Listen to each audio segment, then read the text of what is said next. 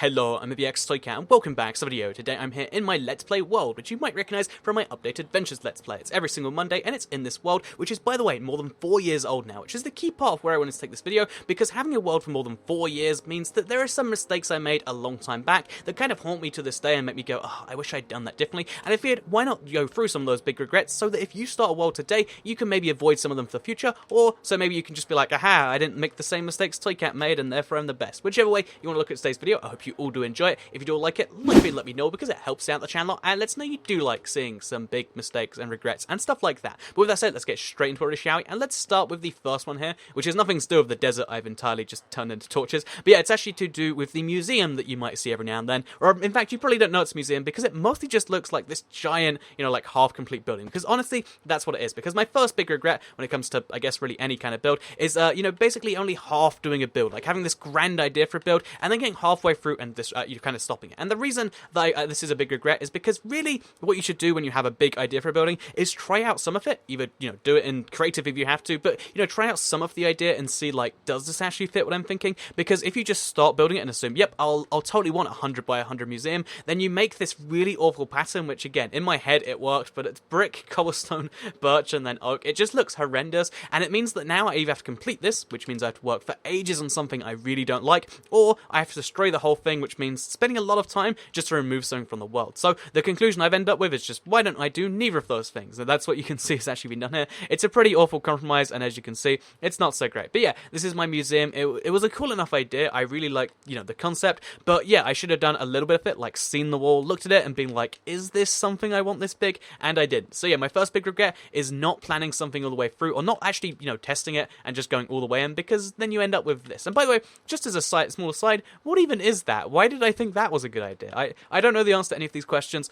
but hopefully you will if you have the same thing. But the second thing I regret doing is actually exploring the world too early. So yeah, I started this world in TU5. That was in the old set of biomes. I think it might have even been, yeah, it was just after the brand new, then biomes, like 4 years old now biomes came out, and I was like, oh, let's just explore the world straight off the bat. However, if you're in a console world, and even if you're in a PC world where, like, you don't explore the nearby spawn area too much, basically, new biomes come out all the time, new features come out all the time, like there was witches' huts, there was temples. I couldn't get any of those features because I'd already explored the whole world. I wish there was a part of my world I left unexplored, and in case you're curious, there actually was a little bit that I didn't, but it was so tiny that all I got was a random little snow biome. So this is the wrong map, so I'm not getting anything from that. But there was a tiny bit of my world all the way over there, like a little bit of a snow biome I didn't explore, and it's like, well, that's kind of useful. I wish I left an entire, like, corner of my map, or even half the map unexplored and been like, yep, I'll go back there in, like, another update when a biome comes out, or when a structure comes out, because then I could have got something, brand new on this world. Whereas for the longest time, until, I expanded it, like, last year,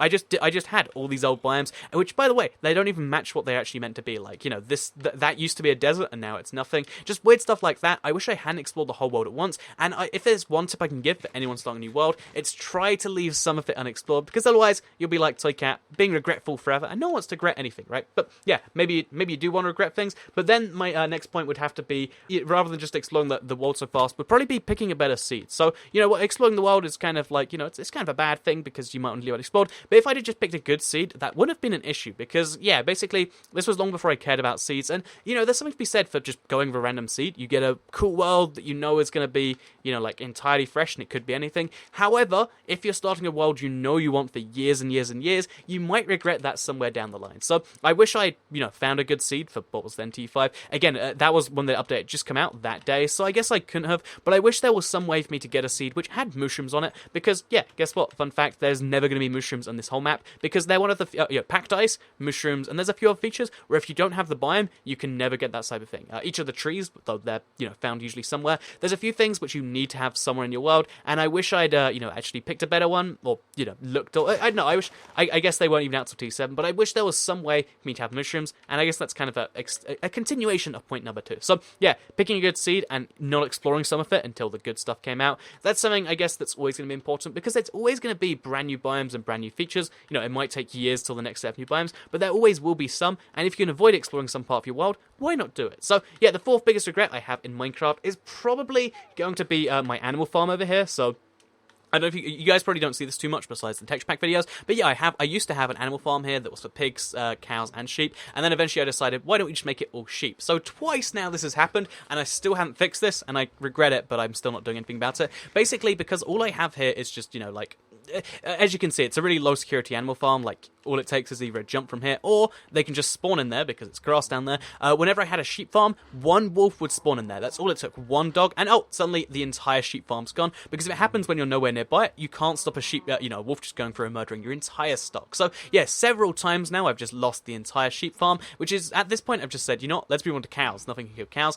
But yeah, I wish I had just made this a better security farm. Maybe given it a roof. Maybe just made it so I guess you could make it so wolves can't spawn in some way, because otherwise you get the situation I have. Maybe you know, like, move them to like some stands for some way. I don't know what the correct solution is, but I wish I'd fought through the animal farm, because the whole like having dogs spawn and eat your sheep is super frustrating. I don't know if you guys know that, but yeah, fun fact, don't let wolves eat your sheep by having a high security animal farm. I regret not having a better one. But yeah, what is the final regret then for this video? What is my biggest regret? And honestly, this is one that I kind of like, but kind of just go, ugh, I wish I'd done this a little bit lower down, because it is the SkyRail. So the SkyRail is this thing right here. So as you can see, giant building leading up to it. It took me so long even to make this building, because think about how much stone this requires. But yeah, this took me a really, really long time to do, because again, it's a really big kind of tower. And the thing about this is I spent all this time making a railway going across the world, and it's a cool view, don't get me wrong, but it's not very practical because it takes too long to go up on both sides. So yeah, even though it's really fast to go from one side of the world to the other, it's not very fast actually being from one house to the other. So yeah, I wish I built the SkyRail, or well, not the SkyRail, but I wish I built a railway below the ground, or I just built it somewhere close to the ground, or even just made it go into from one house to the other. So it's in the sky for most of the time, but it kind of takes the rail down and up, because this way it looks kind of cool, and it's a cool little project. But again, once I get out on the other side, just over here, then I'm going to have to be at the point where it's like, oh, okay, now we're out, we're going to have to walk all the way down the hill, and yeah, there's got to be a better way to do it, and it wasn't this. So yeah, basically, a lot of this comes down to, I wish I'd planned in ahead a little bit, and I guess that's something you should do in your Let's Play world. I mean, obviously, if you plan too far on ahead, then you're going to ruin some of the fun, but there are some things, if you're going to be spending hours doing it, or you're going to be doing it hundreds of times, so, you know, if you're going to be I've probably gone over that bridge hundreds of times, you got to really consider 100%, like, is this the best way to do it? Because if you don't, you end up in a situation like Toy Cat, where you regret it, and every single day you hate your SkyRail for being too high up. Or maybe you don't. Maybe you love your regrets. Let me know what you think in the comments down below, and let me know about your biggest regrets from your Let's Play world, so I can maybe avoid those ones, or your survival worlds, I should say. I'm assuming most people don't have Let's Plays, but yeah, let me know what your biggest regrets from your survival worlds are. I'd love to hear them in the comments down below. Other than that, like me if you liked it, share if you really liked it, and subscribe if you're new around here, because I make videos like this one every single day on my channel, and if you subscribe, you'll see them daily on your homepage. Thank you all very much for watching, and I'll see you all in the next video. Goodbye.